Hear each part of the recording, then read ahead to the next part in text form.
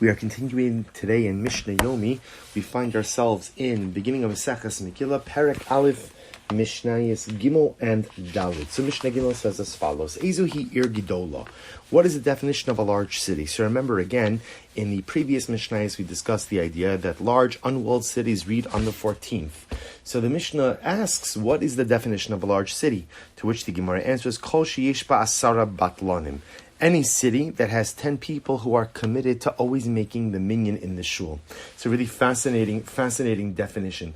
Any city that has 10 people who are committed to making the minyan in the shul, that's considered to be an ir gidola. Pachos mikan, but again, any city that's smaller than this, meaning doesn't have 10 people committed to making the minyan in the shul, harei zekfar, has the status of a village. Now remember again, having the status of a village is not just semantics, but as we saw in the previous Mishnah, villages would often go ahead and advance the reading of the Megillah to the nearest Monday or Thursday.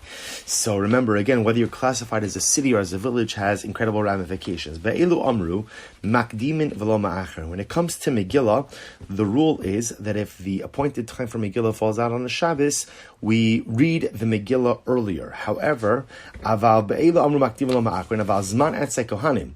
So now the Mishnah is going to give a list of things that if they fall out on Shabbos, we don't advance them earlier. Instead, we delay them till after Shabbos. So zman atzei kohanim actually references back to the end of Maseches Tainis, where we learned about the Karban Eitzim, that there were different families who pledged wood to the Beis HaMikdash, and on the day that they would bring wood, they observed as a quasi-Yom Tov.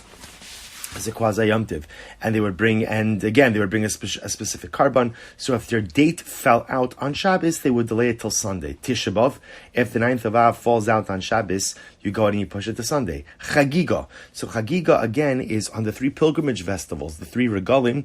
When you come to the Beis HaMikdash, Pesach, Shavuos, and Sukkot, there was something called Shalmei Chagiga, which were karbanos that were brought in order to provide meat for the Yom Tiv. Again, if Yom Tiv fell out on Shabbos, you would wait to bring the Shalmei Chagiga until Sunday. The Hakel, of course, refers to the gathering that takes place on the Sukkot immediately following the Shemitah year, where everyone would gather together in the courtyard of the Beis HaMikdash.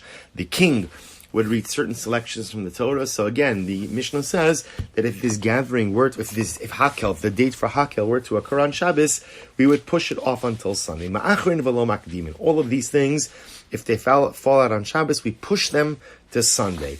So now we're jumping back to Megillah for just a moment.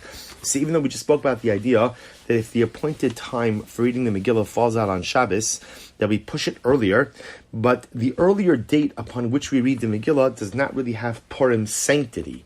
Therefore, technically speaking, one is permitted to eulogize, one is permitted to fast, but interestingly enough, one is also permitted to go ahead and give matanos l'Yomi, gifts to the poor. So which is very interesting, because even though we're advancing the reading of the Megillah, that earlier date is not Purim.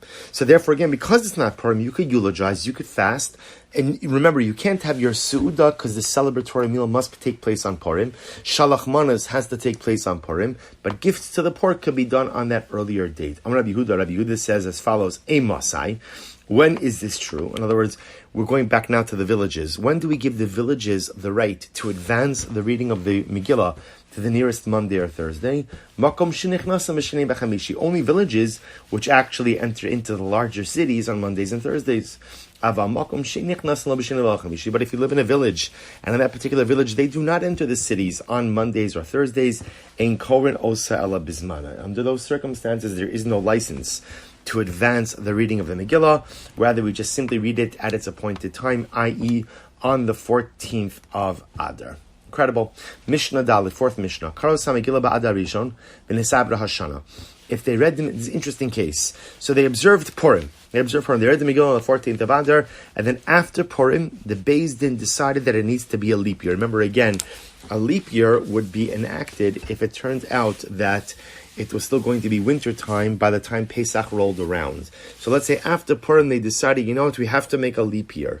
So what's the halacha? Now remember, you've already observed Purim, you've already read the Megillah.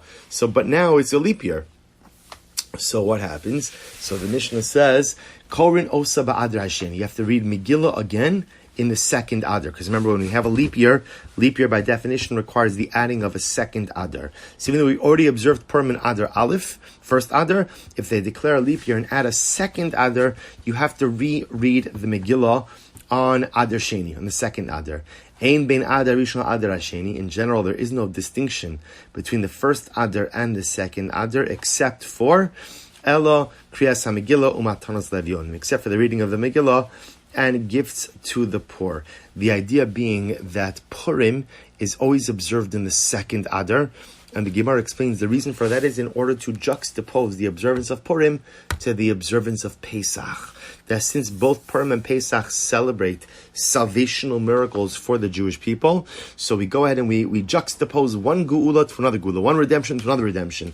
Therefore, even in a situation, so first of all, this is why Purim is always observed in the second Adar. And even if you observed Purim, and then the rabbis decided to declare a leap year, you would observe Purim again in Adar Beis in the second Adar as well. All right, we will stop over here for today.